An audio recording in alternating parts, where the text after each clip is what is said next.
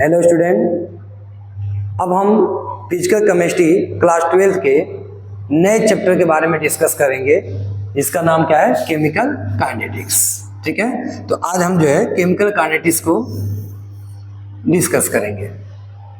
इसके पीछे लेक्चर में हम लोगों ने सॉल्यूशन को कंप्लीट किया, इलेक्ट्रोकेमिस्ट्री को कंप्लीट किया। अब हम स्टार्ट करेंगे केमिकल काइनेटिक्स। केमिकल काइनेटिक्स का डिफिनीशन क्या है? केमिकल काइनेटिक्स से रिलेटेड हमको यहाँ पढ़ना क्या है, तो इसके बारे में हम डिस्कस करेंगे। देखिए, अगर कोई रिएक्शन हो रहा है या नहीं हो रहा है, इसके लिए हम थर्मोडायनेमिक्स का हेल्प लेते हैं। थर्मोडायनेमिक्स चैप्टर का हेल्प लेते हैं कि वो कोई रिएक्शन स्पॉन्टेनियसली हो रहा है या नहीं हो रहा है। तो उसके लिए हम बात करते थे डेल्टा जी की, change in Gibbs free energy की। अगर किसी भी रिएक्शन के डेल्टा जी की वैल्यू निगेटिव आ रहा है तो इसका मतलब वो प्रोसेस स्पॉन्टेनियस है, और किसी प्रोसेस के लिए अगर डेल्टा जी की वैल्यू पॉजिटिव आ रहा है तो इसका मतलब वो प्रोसेस क्या है? नॉन स्पॉन्टेनियस है। तो अगर कोई प्रोसेस स्पॉन्टेनियस है तो इसका मतलब ये नहीं हुआ कि वो रिएक्शन जो है वो काफी स्पीड से होगा या एक लिमिटेड टाइम में कंप्लीट हो जाएगा। वो रिएक्शन कंप्लीट होगा, कितने टाइम में कंप्लीट होगा, इसके लिए हम फिजिकल केमिस्ट्री के न्यू ब्रांच को लेकर के डिस्कस करते हैं, जिसका नाम क्या है? केमिकल काइनेटिक्स है। केमिकल काइनेटिक्स क्या होता है? हम बोलते हैं कि फिजिकल केमिस्ट्री का ये वह ब्रांच है जिसमें हम किसी भी केमिकल रिएक्शन के रेट के बारे में डिस्कस करते हैं कि वह केमिकल रिएक्शन किस स्पीड से हो रहा है और कौन कौन से ऐसे फैक्टर्स हैं जो उस रिएक्शन के रेट को क्या कर रहे हैं? अफेक्ट कर रहे हैं। तो इस चैप्टर में हम केमिकल रिएक्शन के रेट्स को लेकर के डिस्कस करेंगे और उसके फैक्टर्स को लेकर डिस्कस करेंगे कि हम रेट ऑफ रिएक्शन को इंक्रीज कैसे करें या रेट ऑफ रिएक्शन को डिक्रीज कैसे करें। तो first of all, chemical kinetics होता क्या है? तो हम बोलते हैं कि the branch of physical chemistry in which we deals the rate of reaction and factors affecting on the rate of reaction. कौन कौन से ऐसे फैक्टर्स हैं जो रिएक्शन के रेट को क्या कर रहे हैं? अफेक्ट कर रहे हैं। तो हम कहते हैं the branch of chemistry, the branch of chemistry in which, the branch of chemistry in which we deal the rate of reaction, rate of reaction। यहां पर हम रिएक्शन के रेट को क्या करते हैं? डील करते हैं। And factors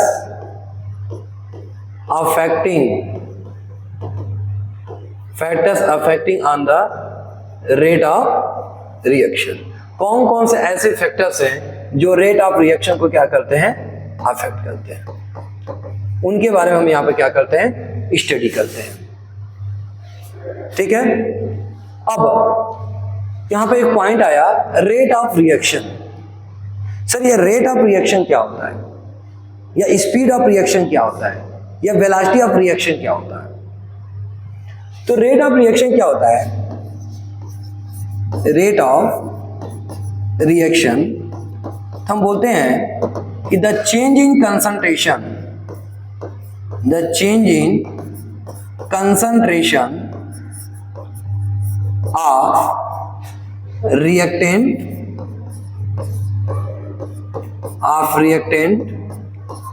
and product per unit time। एक यूनिट टाइम में किसी रिएक्टेंट के कंसंट्रेशन में कितने का चेंजिंग आ रहा है एंड प्रोडक्ट के कंसंट्रेशन में कितने की चेंजिंग आ रहा है, उसी को उस रिएक्शन का क्या बोलते हैं? रेट ऑफ रिएक्शन बोलते हैं। जैसे मान लीजिए कि आप जिस प्लेस पे हो, ठीक है, अगर आप उस प्लेस से आप 60 किलोमीटर डिस्टेंस ट्रेवल किए मोटरसाइकिल से, और कितने आवर्स में ट्रेवल किए? 1 आवर्स में। तो आप क्या कहोगे कि मैं उस प्लेस से और फाइनल प्लेस पर जब मैं पहुंचा तो यहां से वहां तक का रेट क्या है, आप किस रेट से गए? तो आप क्या करते हो? Distance table by u upon time taken by u, आपने कितना डिस्टेंस टेबल किया और उस डिस्टेंस को टेबल करने के लिए कितना टाइम लगा। तो आप क्या बोलते हो कि सर मैंने डिस्टेंस जो टेबल किया वो 60 किलोमीटर टेबल किया और यह डिस्टेंस 1 आवर्स में कंप्लीट किया, तो इसका मतलब आपका रेट क्या रहा, 60 किलोमीटर पर आवर्स। आपने 1 आवर्स में 60 किलोमीटर डिस्टेंस क्या किया, टेबल किया। वैसे ही जब हम किसी केमिकल रिएक्शन की बात करते हैं तो केमिकल रिएक्शन में क्या होता है कि केमिकल रिएक्शन में रिएक्टेंट के कंसंट्रेशन, प्रोडक्ट के कंसंट्रेशन में क्या आता है, चेंजिंग आता है एक टाइम इंटरवल में। मतलब टाइम के रिस्पेक्ट में रिएक्टेंट का कंसंट्रेशन या प्रोडक्ट का कंसंट्रेशन क्या हो रहा है, चेंज हो रहा है। ठीक है, तो उस टाइम इंटरवल में, एक टाइम इंटरवल में रिएक्टेंट के कंसंट्रेशन में कितने की चेंजिंग आई, प्रोडक्ट के कंसंट्रेशन में कितने की चेंजिंग आई, उसी को हम बोलते हैं उस रिएक्शन का रेट। तो हम बोलते हैं कि sir rate of reaction equal to क्या होगा, change in concentration upon change in time, change in concentration upon change in time. ठीक है, कितना कंसंट्रेशन में चेंजिंग आया और कितने टाइम इंटरवल में, इसी को उस रिएक्शन का क्या बोलते हैं, रेट बोलते हैं। अब देखिए स्टूडेंट, रेट ऑफ रिएक्शन जो होता है इट इज ऑलवेज पॉजिटिव, ये हमेशा क्या होता है, पॉजिटिव होता है। किसी भी रिएक्शन का जो रेट होता है वो हमेशा पॉजिटिव होता है। अब ऐसा नहीं कि आप ये कहोगे सर मैं यहाँ से वहाँ गया -30 किलोमीटर पर आवर की स्पीड से, तो किसी भी रिएक्शन का रेट जो है वो माइनस में नहीं होगा, हमेशा क्या होगा, पॉजिटिव होगा। तो रिएक्शन का रेट ऑलवेज क्या होता है, पॉजिटिव होता है। अलग ही बात है कि वो रेट स्लो हो रहा है या रेट फास्ट हो रहा है, उसका मतलब अलग अलग है कि भाई आपने बहुत फास्ट से हो रहा है या बहुत स्लो हो रहा है, लेकिन रेट जो भी होगा वो क्या होगा, पॉजिटिव होगा। तो हम किसी भी रिएक्शन के लिए जब रेट लिखते हैं तो हम बोलते हैं the changing concentration upon change in time, और आगे मैं यहाँ पे लिख रहा हूँ प्लस माइनस। अब आपका ये क्वेश्चन उठेगा कि सर प्लस आपने लगाया ये तो समझ में आया क्योंकि रिएक्शन का रेट पॉजिटिव है, सर माइनस क्यों लगाया। देखिए एक्चुअली हम जब माइनस लगाते हैं, हम माइनस तब लगाते हैं जब किसी भी रिएक्शन का रेट जो है वो रिएक्टेंट के रिस्पेक्ट में लिखा जाता है। ठीक है, जब भी हम किसी भी रिएक्शन का रेट जो है रिएक्टेंट के रिस्पेक्ट में लिखेंगे तो उस केस में हम माइनस भी यूज करते हैं, और प्रोडक्ट के केस में हम रिस्पेक्ट में लिखते हैं तो उस केस में हम पॉजिटिव लेते हैं। जैसे समझिएगा, मैं ये कह रहा हूँ कि अगर कोई रिएक्शन है जिसमें रिएक्टेंट R से क्या बन रहा है, प्रोडक्ट P बन रहा है। अब हमको इस रिएक्शन का रेट लिखना है, इस रिएक्शन का क्या लिखना है, रेट लिखना है। और हमको इस रिएक्शन का रेट किसके रिस्पेक्ट में लिखना है, R के रिस्पेक्ट में लिखना है। भाई अब सिंपल सी बात है कि जिस स्पीड से रिएक्टेंट कंज्यूम होगा उसी स्पीड से प्रोडक्ट का क्या होगा, फॉर्मेशन भी तो होगा।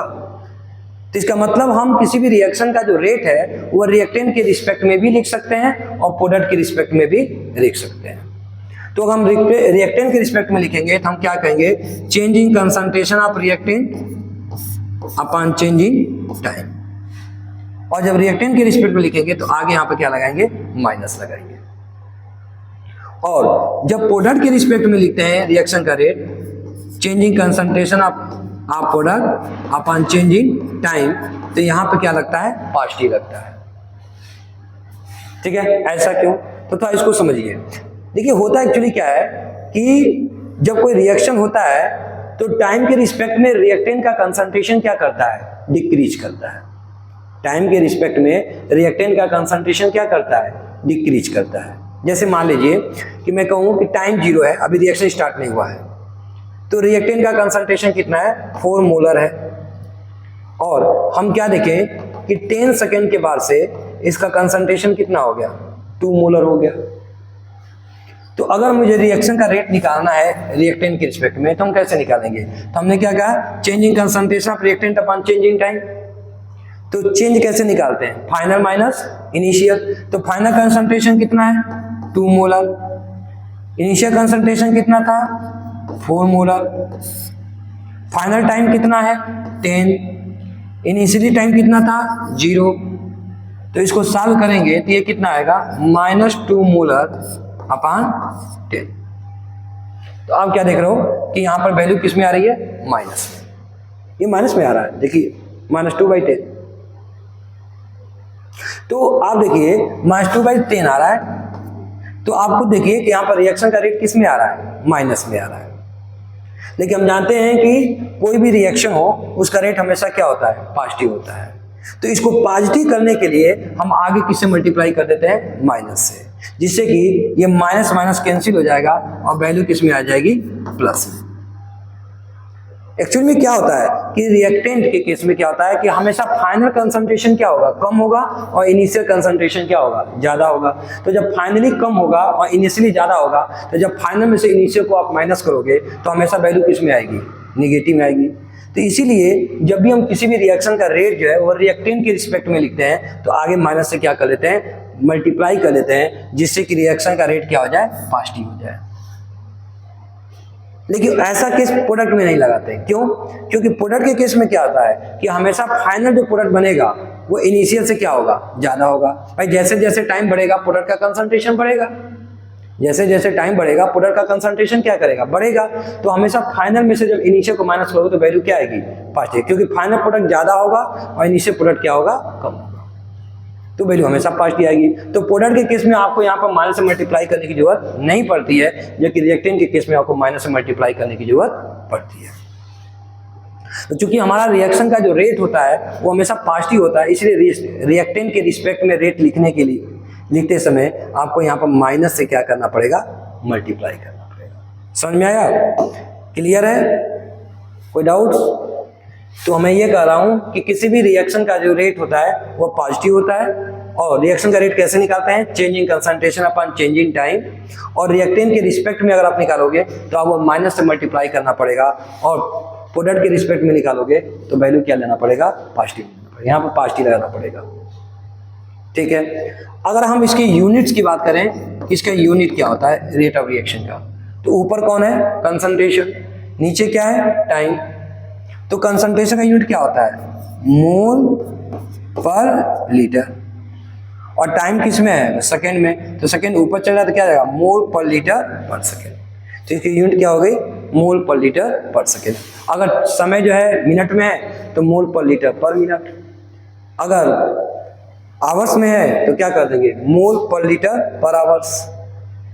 अच्छा एक चीज और ध्यान रखिएगा स्टूडेंट, अगर यहाँ पर कोई गैस है तो गैस के केस में हम लोग क्या लेते हैं, प्रेशर लेते हैं। तो उस केस में इसका यूनिट क्या आ जाएगा, एटीएम पर सेकेंड। क्यों? क्योंकि अगर गैस है तो गैस का प्रेशर होता है, और प्रेशर की यूनिट क्या होती है, एटीएम होती है। तो यूनिट क्या हो जाएगा, एटीएम पर सेकेंड हो जाएगा।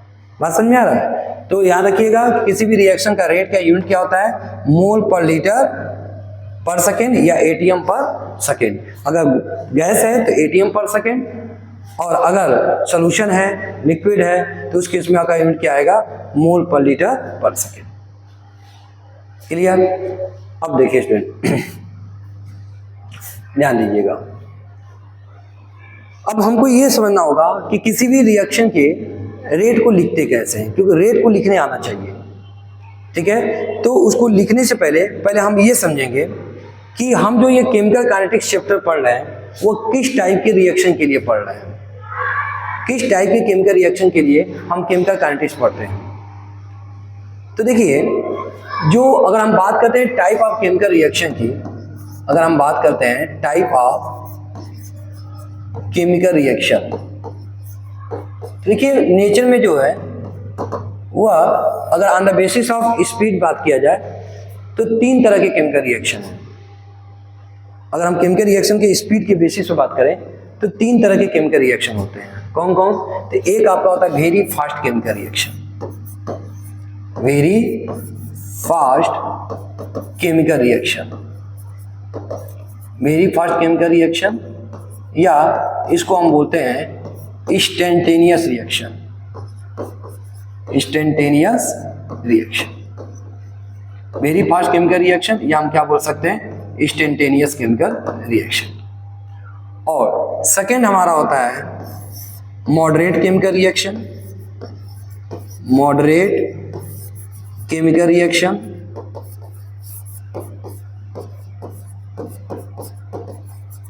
ठीक है। और थर्ड हम ले लेते हैं very slow chemical reaction, very slow chemical reaction.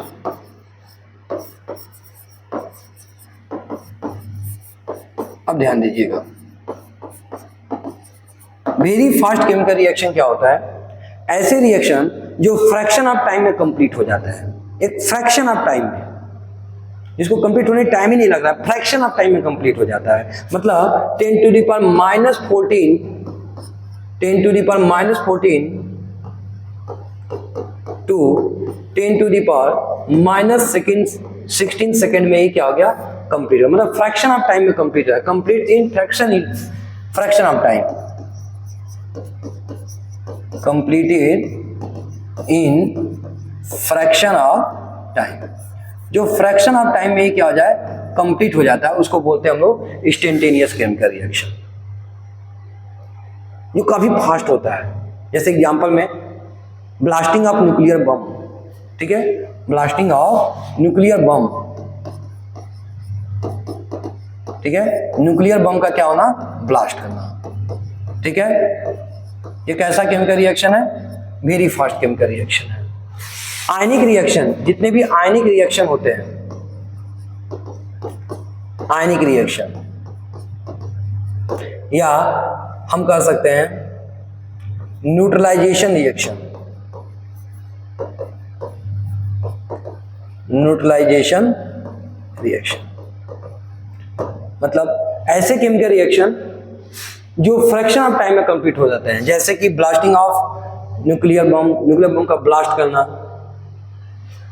आयनिक रिएक्शन, जितने भी आयनिक रिएक्शन होते हैं, जैसे मान लीजिए कि आपके पास क्या है, AgNO3 है और BaCl2 के साथ आप रिएक्शन करा दिए, ठीक है, तो इस सिल्वर आयन क्लोराइड आयन के साथ मिलकर के क्या बना लेगा? 2AgCl और प्लस बेरियम क्या करेगा? बना लेगा बेरियम नाइट्रेट। तो ये कैसे रिएक्शन है? आयनिक रिएक्शन है। तो इस आयनिक रिएक्शन को कंप्लीट होने में क्या लगता है? फ्रैक्शन ऑफ टाइम लगता है। जैसे न्यूट्रलाइजेशन रिएक्शन मतलब जैसे आपने क्या किया, HCl में NaOH मिक्स किया, तो ये क्या बना लिया? साल्ट और प्लस वाटर बना लिया। तो इसको कंप्लीट होने में क्या होता है? फ्रैक्शन ऑफ टाइम लगता है। जैसे ही एसिड में बेस मिलाते हो रिएक्शन कंप्लीट। तो ये क्या है? Neutralisation reaction. ये क्या है? Ionic reaction. ठीक है, तो ये आयनिक रिएक्शन, ये न्यूट्रलाइजेशन है। तो ये कैसे रिएक्शन होते हैं? वेरी फास्ट केमिकल रिएक्शन होते हैं। इनको कंप्लीट होने में फ्रैक्शन ऑफ टाइम लगता है। मॉडरेट केमिकल रिएक्शन क्या होते हैं? कि ऐसे केमिकल रिएक्शन जो कंप्लीटेड इन फाइनाइट टाइम, एक फाइनाइट टाइम में कंप्लीट हो जाते हैं, एक लिमिटेड टाइम में कंप्लीट हो जाते हैं। ठीक है, तो ये जो मॉडरेट केमिकल रिएक्शन होते हैं, ये क्या होते हैं? कंप्लीटेड इन लिमिटेड टाइम, एक लिमिटेड टाइम में ही क्या हो जाते हैं? कंप्लीट हो जाते हैं। जैसे कि मान लीजिए कि सेकंड में कंप्लीट हो गया, मिनट में कंप्लीट हो गया, 1 मिनट के बाद कंप्लीट हो गया, कुछ आवर्स के बाद कंप्लीट हो गया। तो ऐसे केमिकल रिएक्शन क्या कराते हैं? मॉडरेट केमिकल रिएक्शन कराते हैं। जैसे एग्जांपल में अगर हम बात करते हैं, जितने भी बायोकेमिकल रिएक्शंस होते हैं, बायोकेमिकल रिएक्शंस, जैसे मिल्क का कर्ड में कन्वर्ट होना, ये कैसा प्रोसेस है? बायोकेमिकल रिएक्शन है। तो यह कैसा रिएक्शन है? Moderate chemical. या कुछ घंटों के बाद ये रिएक्शन क्या हो जाता है? कंप्लीट हो जाता है। ठीक है, जैसे कि हम बात कर सकते हैं हाइड्रोलिसिस ऑफ सुक्रोज या एस्टर। ये भी कैसा केमिकल रिएक्शन है? मॉडरेट केमिकल रिएक्शन है, जो एक लिमिटेड टाइम में ही कंप्लीट हो जाता है। और वेरी स्लो केमिकल रिएक्शन क्या होता है? तो वेरी स्लो केमिकल रिएक्शन एक ऐसे केमिकल रिएक्शन है जिसको कंप्लीट होने में एक लॉन्ग टाइम लगता है, कंप्लीटिंग लॉन्ग टाइम, इसे एक लंबे टाइम के बाद कंप्लीट होता है, कंप्लीटेड इन लॉन्ग टाइम, एक लंबे टाइम के बाद ये कंप्लीट होता है। तो ऐसे केमिकल रिएक्शन को क्या बोलते हैं? Very slow chemical reaction. जैसे एग्जांपल में हम ले सकते हैं rusting of iron, rusting of iron, iron की रस्टिंग। अब ऐसा नहीं कि अभी आप आयरन नया लेकर के आए और 1-2 घंटे बाद उसमें रस्ट लग गया, खत्म हो गया, नहीं। आयरन की रस्टिंग कैसा प्रोसेस है? वेरी स्लो का, धीरे धीरे वो प्रोसेस होता है। ठीक है, या हम कह सकते हैं conversion of graphite into diamond, graphite का डायमंड में कन्वर्ट होना, ये भी कैसा प्रोसेस है? वेरी स्लो प्रोसेस है। या H2O2 का आपस में कंबाइन होकर के H2O बनाना ऑर्डिनरी टेम्परेचर पे, ऑर्डिनरी टेम्परेचर पे मतलब नॉर्मल टेम्परेचर पे, एंड विदाउट कैटालिस्ट, बिना किसी कैटालिस्ट के, बिना किसी कैटालिस्ट के और ऑर्डिनरी टेम्परेचर पे H2O2 का मिलकर के H2 बनाना, ये कैसा प्रोसेस है? Very slow chemical reaction. तो हम जो केमिकल काइनेटिक्स की बात करते हैं, उस केमिकल काइनेटिक्स में ना हम वेरी फास्ट केमिकल रिएक्शन की स्टडी करते हैं और ना वेरी स्लो केमिकल रिएक्शन की स्टडी करते हैं। अब ऐसा नहीं रिएक्शन कोई बहुत फास्ट है, कहा जाइए उसका रेट निकाल के आइए, न्यूक्लियर बम ब्लास्ट किया, जाइए आप जो है उसका रेट निकाल करके आइए।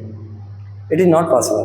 पता चला कि न्यूक्लियर बम ब्लास्ट हो रहा है और वहाँ आपको खड़ा कर दिया गया रेट निकालने के लिए, पता नहीं आप भी बचेंगे कि नहीं बचेंगे। ठीक है, वेरी स्लो केमिकल रिएक्शन। अब कहीं पे आयरन रखा हुआ है और आपको लगा दिया जाए, चलो तुम बहुत बदमाशी कर रहे हो, चलो खड़ा होकर के निकालो, रेट निकालो, रस्टिंग ऑफ आयरन। एक अच्छा टास्क मिल गया, अब निकालते रहिए। तो ऐसे केमिकल रिएक्शन जो बहुत स्लो होते हैं या ऐसे केमिकल रिएक्शन जो बहुत फास्ट होते हैं, ऐसे केमिकल रिएक्शन की हम स्टडी केमिकल काइनेटिक्स में नहीं करते हैं। तो किस टाइप के केमिकल रिएक्शन की स्टडी करते हैं? ऐसे केमिकल रिएक्शन जो मॉडरेट होते हैं, ना जो बहुत फास्ट होते हैं ना बहुत ही स्लो होते हैं। तो ऐसे केमिकल रिएक्शन की स्टडी हम लोग केमिकल काइनेटिक्स में करते हैं। क्लियर है? चलिए, तो ये चीज क्लियर हो गया कि केमिकल काइनेटिक्स में हम मॉडरेट केमिकल रिएक्शन की स्टडी करते हैं। ठीक है स्टूडेंट, अब ध्यान दीजिए। इसके बाद से अब क्वेश्चन ये है कि सर किसी रिएक्शन का रेट हम लोग लिखते कैसे? तो हम देखिए दो तरह के केमिकल रिएक्शन को लेकर हम लोग समझेंगे। एक ऐसे केमिकल रिएक्शन जिसमें स्टोइचियोमेट्रिक कोफिशिएंट नहीं है, और एक ऐसा केमिकल रिएक्शन जिसमें स्टोइचियोमेट्रिक कोफिशिएंट है। तो चलिए हम पहला एक एग्जांपल लेते हैं कि ऐसे केमिकल रिएक्शन जिसमें स्टोइचियोमेट्रिक कोफिशिएंट नहीं है। जैसे देखिए एग्जांपल में हम ये कर रहे हैं कि अगर कोई रिएक्शन है, जिस रिएक्शन में क्या हो रहा है कि रिएक्टेंट ए रिएक्टेंट बी के साथ कंबाइन कर रहा है और प्रोडक्ट सी और प्रोडक्ट डी का क्या कर रहा है? फॉर्मेशन कर रहा है। A react with B to form C and D. ठीक है, यहाँ पर कुछ नहीं, मतलब यहाँ पर क्या है? 1 है, तो 1 mole of A react with 1 mole of B to form 1 mole of C and 1 mole of D. सब कुछ 1 1 है, कोई चेंजिंग नहीं है। तो ऐसे केमिकल रिएक्शन के लिए हम रेट ऑफ रिएक्शन कैसे लिखते हैं? तो देखिए, जो रेट ऑफ रिएक्शन है, हम उस रेट ऑफ रिएक्शन को रिएक्टेंट के रिस्पेक्ट में भी लिख सकते हैं। जैसे हम ए के रिस्पेक्ट में लिख सकते हैं कि रेट ऑफ डिसअपीयरेंस ऑफ ए, मतलब जो रिएक्टेंट ए है वो किस स्पीड से डिसअपीयर हो रहा है, क्योंकि रिएक्टेंट जिस स्पीड से डिसअपीयर होगा उसी स्पीड से प्रोडक्ट का क्या होगा? अपीयरेंस होगा या फॉर्मेशन होगा। तो हम ये कह रहे हैं कि rate of disappearance of A is equal to rate of reaction. हम ये कह रहे हैं कि rate of disappearance of B is equal to rate of reaction, या हम कह सकते हैं rate of appearance of C is equal to rate of reaction, या हम कह सकते हैं कि rate of appearance of D is equal to rate of reaction. मतलब जिस स्पीड से ए डिसअपीयर हो रहा है, या जिस स्पीड से बी डिसअपीयर हो रहा है, या जिस स्पीड से सी अपीयर्ड हो रहा है, या जिस स्पीड से डी अपीयर्ड हो रहा है, बात समझ में आ रहा है? वही क्या करेगा? उस रिएक्शन का रेट ऑफ रिएक्शन कहलाएगा। क्यों? क्योंकि जो किसी भी रिएक्शन का जो रेट है वह रिएक्टेंट और प्रोडक्ट दोनों पर साथ साथ डिपेंड करता है, क्योंकि जिस स्पीड से हमारा रिएक्टेंट डिसअपीयर होगा उसी स्पीड से प्रोडक्ट का फॉर्मेशन भी तो होगा। क्लियर है? तो अगर मैं इसके लिए लिखूं रेट ऑफ रिएक्शन, तो मैं क्या लिख सकता हूं कि sir R equal to minus, मैंने आपको बताया था कि रिएक्टेंट के रिस्पेक्ट में जब हम रेट लिखते हैं तो आगे माइनस लगाते हैं, तो minus change in concentration of A upon change in time. अगर B के रिस्पेक्ट में लिखें तो क्या होगा? Change in concentration of B upon change in time. और अगर C के रिस्पेक्ट में लिखेंगे तो क्या होगा? Change in concentration of C upon change in time, और change in concentration of D upon change in time. तो आप ए बी सी डी तीनों के रिस्पेक्ट में आप क्या कर सकते हैं, चारों के रिस्पेक्ट में आप लिख सकते हैं। रिएक्टेंट के रिस्पेक्ट में भी लिख सकते हैं और प्रोडक्ट के भी रिस्पेक्ट में लिख सकते हैं। ठीक है, क्लियर। अब सेकेंड एग्जांपल हम ये लेते हैं कि अगर मैं ये कहूं कि ए का ए मोल बी के बी मोल के साथ कंबाइन कर रहा है और सी का सी मोल बना रहा है और डी का डी मोल बना रहा है, सी का सी मोल बना रहा है और डी का डी मोल बना रहा है, तो इस केस में रिएक्शन का रेट हम कैसे लिखते हैं?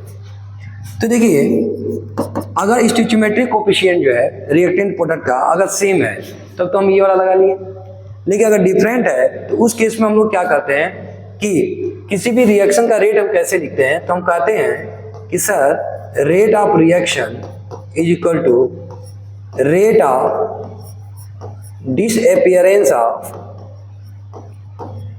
डिसअपीयरेंस ऑफ रिएक्टेंट या rate of appearance of product upon stoichiometric coefficient.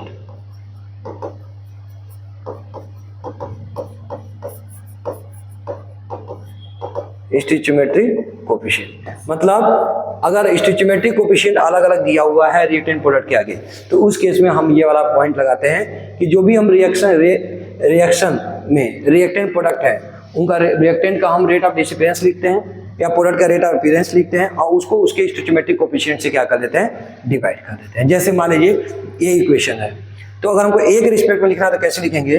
Sir changing concentration of A upon changing time.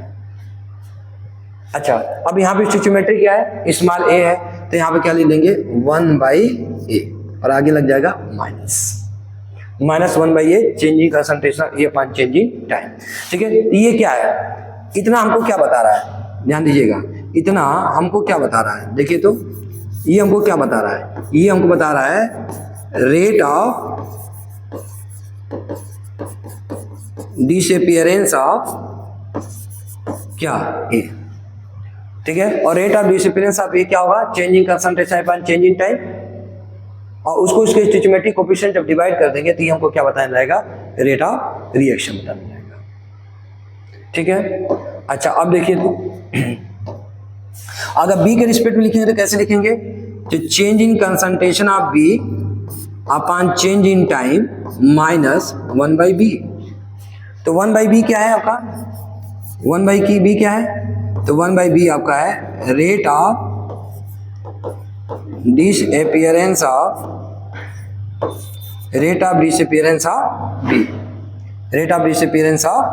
B. और सी के रिस्पेक्ट में लिखना तो कैसे लिखेंगे? तो 1/c change in concentration of C upon changing time. ठीक है, स्मॉल सी, ये क्या है आपका? स्मॉल सी है। ठीक है, ये हमको क्या बता रहा है? ये हमको बता रहा है रेट ऑफ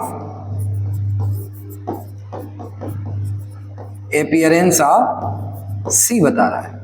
और जब जैसे उसको इसके स्टोइचियोमेट्रिक कोफिशिएंट से हमने डिवाइड किया तो हमको क्या बताने लगा? Rate of reaction. और डी के लिए लिखे तो क्या होगा? तो 1/d changing concentration of D upon changing time, और changing concentration upon changing time ये क्या बता रहा है हमको? Rate of appearance of D, product D. ठीक है स्टूडेंट, अब ये कभी कभी क्वेश्चन में क्या होता है ना कि आपसे क्वेश्चन ये पूछ देता है कि किसी भी कोई रिएक्शन है और उसका रेट ऑफ डिसअपीयरेंस, मान लीजिए जैसे यही रिएक्शन है और कह दे कि इस रिएक्शन में रिएक्टेंट का रेट ऑफ डिसअपीयरेंस इतना है, तो रेट ऑफ रिएक्शन बताइए और rate of disappearance of B भी बताइए। ए को देख के बी भी बताना है, तो कैसे करेंगे? तो आपको delta A upon delta T दिया गया है, तो delta A upon delta T की जो वैल्यू दिया गया उसको उसके स्टोइचियोमेट्रिक कोफिशिएंट से क्या कर देंगे? डिवाइड कर देंगे, तो आपको क्या मिल के आ जाएगा? Rate of reaction. समझ आ रहा ना? ये डाटा दिया गया है तो इसको स्टोइचियोमेट्रिक कोफिशिएंट डिवाइड करें तो क्या निकल के आ जाएगा? Rate of reaction. और हमको क्या निकालना है? Rate of disappearance of B निकालना है, तो हमको ये चीज निकालना है, तो इस स्मॉल बी को ला करके क्या करेंगे? रेट ऑफ रिएक्शन से मल्टीप्लाई कर देंगे, तो क्या निकल के आ जाएगा? Change rate of disappearance of B निकल के आ जाएगा। ठीक है। अगर मान लीजिए आपसे कहा नहीं आप रेट ऑफ अपीयरेंस ऑफ सी निकालिए, तो क्या करेंगे, जो भी रेट ऑफ रिएक्शन निकला होगा उसको इधर स्मॉल सी को ला के उसमें मल्टीप्लाई कर देंगे, तो क्या निकल के आ जाएगा, रेट ऑफ अपीयरेंस ऑफ सी निकल के आ जाएगा। आ रहा समझ में? या मान लीजिए कि रेट ऑफ रिएक्शन, आपको रेट ऑफ रिएक्शन दिया हुआ है और आपसे पूछा जाए कि रेट ऑफ अपीयरेंस ऑफ सी क्या है, तो रेट ऑफ रिएक्शन में स्मॉल सी से क्या करेंगे, लाकर मल्टीप्लाई कर देंगे, तो क्या निकल के आएगा, rate of appearance of C. और मान लीजिए rate of appearance of C दिया हुआ है और rate of disappearance of B पूछ रहा है, तो क्या करेंगे, ये दिया हुआ है और ये पूछ रहा है, तो सी को इधर ले जाएंगे तो क्या आ जाएगा, सी अपॉन बी। ठीक है, क्या आ जाएगा, small C upon small B. और ठीक है, आपको क्या पूछा, रेट ऑफ अपीयरेंस ऑफ सी पूछ रहा है। ठीक है, अगर रेट ऑफ अपीयरेंस ऑफ सी पूछ रहा है तो इस सी को इधर ले जाएंगे, सी अपॉन बी, और delta B upon delta T जो दिया उसको रख करके और यहां से क्या निकाल लेंगे, रेट ऑफ अपीयरेंस ऑफ सी निकाल लेंगे। क्लियर है? चाहे बाबा फिर देखिए आप, अगर मान लीजिए आपको rate of appearance of D दिया हुआ है और आपसे पूछ रहा है कि रेट ऑफ डिसअपीयरेंस ऑफ ए बताइए, तो ये दिया हुआ है और आपसे ये पूछ रहा है, तो क्या करेंगे, तो यहाँ पर ए को क्या करेंगे, इधर ले जाएंगे, तो क्या आ जाएगा, ए बाई डी। देखिए इन दोनों के बीच में क्या रिलेशन है, खुद देखिए इनके बीच में क्या रिलेशन है, डेल्टा ए इक्वल टू क्या होगा, change in concentration of A upon change in time, और 1 by D change in concentration of D upon change in time. ठीक है, चेंज इन टाइम। और आपको ये दिया हुआ है और आपसे ये क्या कर रहा है, पूछ रहा है। तो अगर ये पूछ रहा है तो क्या करेंगे, ए को आप कहाँ ले जाएंगे, यहाँ लेते जाएंगे, तो क्या लिखेंगे, changing concentration of A upon changing time, और ये क्या आ जाएगा, A by D changing concentration of D upon changing time. इस तरह से निकाल लेंगे आप। समझ में आ रहा है कि नहीं आ रहा है? क्लियर है? अच्छा चलिए एक प्रैक्टिस करते हैं एक इक्वेशन लेकर के। जैसे मान लीजिए मैं कहूँ कि N2 gas react with 3H2 gas to form 2 ammonia gas, to form 2 ammonia gas। अब आपको रिएक्शन का जो रेट है वो नाइट्रोजन के रिस्पेक्ट में भी लिखना है, हाइड्रोजन के भी रिस्पेक्ट में लिखना है, अमोनिया के रिस्पेक्ट में लिखना है। तो नाइट्रोजन के रिस्पेक्ट में कैसे लिखेंगे, हम कहेंगे sir change in concentration of N2 upon change in time. ठीक है, आगे यहाँ पर देखिए आगे कुछ नहीं है तो बस यहाँ माइनस लगा कर छोड़ देंगे। अगर H2 के रिस्पेक्ट में लिखना है तो कैसे लिखेंगे, changing concentration of H2 upon changing time. तो ये क्या बताएगा, rate of disappearance of H2 बता रहा है, लेकिन हमको निकालना क्या है, रेट ऑफ रिएक्शन। तो इसके स्टोइचियोमेट्रिक कोएफिशिएंट से क्या कर देंगे, डिवाइड कर देंगे, तो -1/3 हो जाएगा। ठीक है ना, इसका स्टोइचियोमेट्री क्या है, 3 है, 3 से डिवाइड कर देंगे। और चूंकि यह रिएक्टेंट के रिस्पेक्ट में लिख रहे हैं तो आगे क्या लगा देंगे, माइनस लगा देंगे। अब मान लीजिए अमोनिया के रिस्पेक्ट में लिखना है तो कैसे लिखेंगे, changing concentration of ammonia upon changing time, और यहाँ पर क्या आ जाएगा 1/2। ठीक है, ये हमको क्या चाहिए था, ये हमको क्या बता रहा है, rate of appearance of ammonia, और जैसे ही 2 से डिवाइड करेंगे तो ये क्या बताने लगेगा, रेट ऑफ रिएक्शन। ये हमको क्या बता रहा है, rate of disappearance of hydrogen, और जैसे ही स्टोइचियोमेट्रिक कोएफिशिएंट 3 से डिवाइड करेंगे तो ये क्या बताने लगेगा, रेट ऑफ रिएक्शन। और ये हमको क्या बता रहा है, rate of disappearance of nitrogen, और जैसे ही आप क्या करेंगे, जैसे ही आप यहाँ पे स्टोइचियोमेट्रिक कोएफिशिएंट क्या है 1, मतलब 1 से डिवाइड करेंगे तो उस केस में हमको ये क्या बताने लगेगा, रेट ऑफ रिएक्शन। क्लियर है? तो इस तरह से हम क्या कर सकते हैं कि किसी भी रिएक्शन के रेट को हम रिएक्टेंट और प्रोडक्ट दोनों के रिस्पेक्ट में क्या कर सकते हैं, राइट कर सकते हैं। ठीक है, रिएक्टेंट और प्रोडक्ट दोनों के रिस्पेक्ट में क्या कर सकते हैं, राइट कर सकते हैं, लिख सकते हैं। जैसे मान लीजिए एक क्वेश्चन हमारे पास है, H2 react with Cl2 to form 2HCl। तो आप एक काम करेंगे कि कमेंट्स में जो है आप इस रिएक्शन का रेट लिखेंगे, हाइड्रोजन के रिस्पेक्ट में, क्लोरीन के रिस्पेक्ट में, और HCl के रिस्पेक्ट में। आप हाइड्रोजन, क्लोरीन और HCl तीनों के रिस्पेक्ट में आप क्या करेंगे, रिएक्शन का रेट हमको लिख करके बताएंगे। ठीक है, कमेंट बॉक्स में आप जो है इस रिएक्शन का रेट लिख करके हमको दिखाइए। क्लियर है? अब इसके बाद से हम ये देखेंगे कि कौन कौन से ऐसे रिएक्शन हैं, ठीक है। आप देखेंगे कुछ ऐसे रिएक्शन हैं जो एक एट अ टाइम मतलब ऐसे कुछ ऐसे रिएक्शन जिनका एट अ टाइम पर हम रेट निकालते हैं, और कुछ ऐसे रिएक्शन हैं जिनका एक लिमिटेड टाइम पे, एक फाइनाइट टाइम पे हम रिएक्शन का रेट क्या करते हैं, फाइंड आउट करते हैं। मतलब अगर एक पार्टिकुलर टाइम पे किसी भी रिएक्शन का जब हम रेट निकालते हैं तो उस केस में उस रेट को हम बोलते हैं इंस्टेंटेनियस रेट, और एक फाइनाइट टाइम में जब किसी भी रिएक्शन का रेट निकालते हैं तो उसको बोलते हैं हम लोग एवरेज रेट ऑफ रिएक्शन। तो नेक्स्ट लेक्चर में हम बात करेंगे एवरेज रेट ऑफ रिएक्शन क्या है, इंस्टेंटेनियस रेट ऑफ रिएक्शन क्या है, उससे रिलेटेड ग्राफ क्या है, और उसके बाद हम डिस्कस करेंगे ऑर्डर ऑफ रिएक्शन को लेकर के। ठीक है स्टूडेंट, थैंक यू।